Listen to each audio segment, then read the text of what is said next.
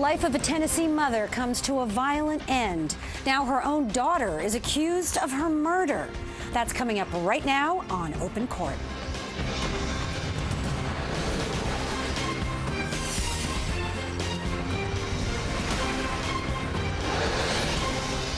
Good morning and welcome to Open Court. I'm Lisa Bloom. 39-year-old Jennifer Jackson was an investment banker and the mother of a teenage daughter. But 4 years ago, Jackson was found dead on her bedroom floor, stabbed more than 50 times. It was her daughter, Noura, who was arrested for the murder. Joining me now here in New York, Dr. J. Buzz von Ornsteiner is a forensic psychologist and one of our favorites. Dr. Buzz, welcome to the show on this Monday morning. Thanks for having me, Lisa. Glad to be here. All right, Dr. Buzz. Boy, this is a tough case for me to look at as a single mom of teenagers myself. Sure. Here we've got what seems to be an angry teenage girl. She's upset about her mother over a number of things. One is that she thinks she should have access to money that her father left her. Yes. When he died, mom says, no, I want you to go to school. I'll give it to you over time, but I'm not just going to give you all this money now that you're 18. Clearly seems to be the right call by mom. The daughter is resentful. What takes this out of the category of ordinary teenage rebellion against a parent to potentially cold-blooded murder? Well, it's a very fascinating question. These things don't usually just happen overnight. I mean, there are parent conflicts. That's normal. That's natural. That's the fundamental pattern of all human relationships, is we are going to have disagreements. It's how the parent and the child handle those disagreements. Contrary to popular belief, it's not how much you love each other, but it's how the parent and the child work on negotiation strategies, how they reach good solutions, not by screaming and yelling, not by having power and control over the child.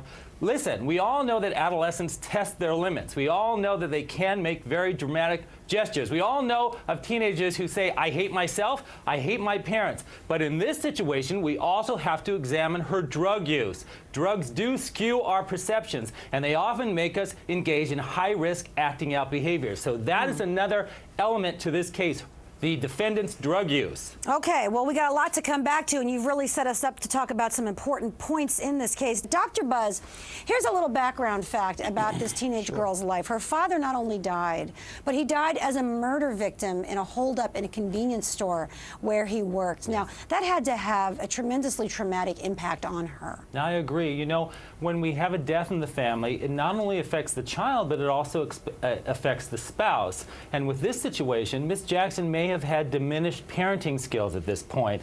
Obviously, they were both in grief, but when the parent is in grief, sometimes they do lose control of their children. Sometimes they are confused. Sometimes they don't view the child as having necessarily the same emotional problems that they may be having or they may be going through. Again, the child also may look at the death as a rejection. She clearly did not see her mother as a support service. She felt she had limited choices, limited control in her life, and she started to view her mother as her oppressor. She wanted that money so she could escape. And all that seemed to be stopping was the fact that her mother had this money hanging over her. Yeah. A lot of emotional conflicts here, not with a lot of easy solutions. And she may have seen that money as a tie to her father, too, Yes. to her deceased father that Very she good wanted point. to hang on to.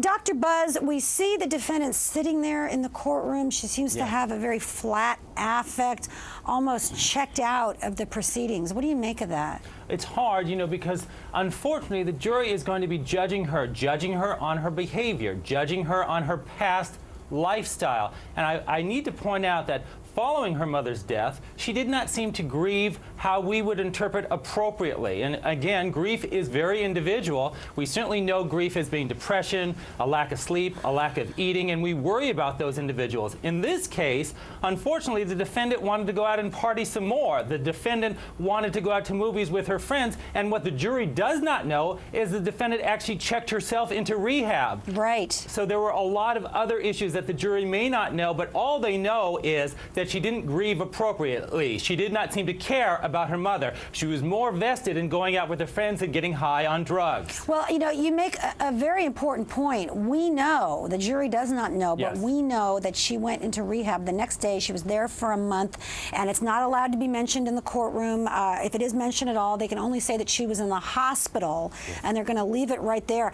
I think that's a good sign that she knew that she was so troubled and so disturbed and she needed help that she checked herself into rehab. I agree. You know, we often use drugs as an escape. We often use drugs as a way of not dealing with our own emotional issues. The death of her father, the entire conflict with her mother, the disconnectedness with her school. She wasn't going to school at all. She seemed to lack choices. She seemed to lack goals. She also had a broken love affair. She also wasn't happy with the romantic involvements her mother had had. So she was using drugs possibly to self-medicate. And again, grief is highly individual. Just because someone doesn't act in the appropriate manner does not mean they are grieving.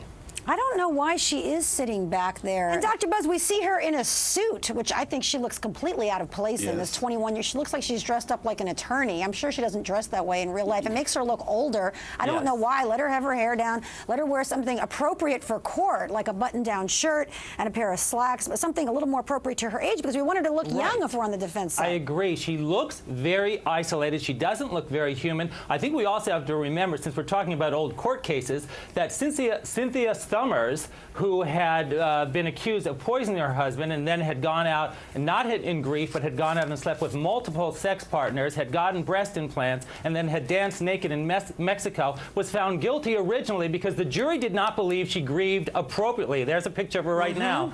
And she was found innocent. That's right. She was exonerated. So juries tend to be very harsh when they don't believe that people are acting the way they feel they should act. They're not comfortable with people who don't grieve appropriately, and they need to see sympathy. She doesn't seem very sympathetic. I think that's a great example, and I had the opportunity to meet Cynthia Summers after she was exonerated, and boy, what a heartbreak that case was, and I'm glad that she was. And you're right, and especially take an 18-year-old girl who's got a drug problem and already has some problems. I mean, she could very well have been innocent and reacted badly and not grieved appropriately.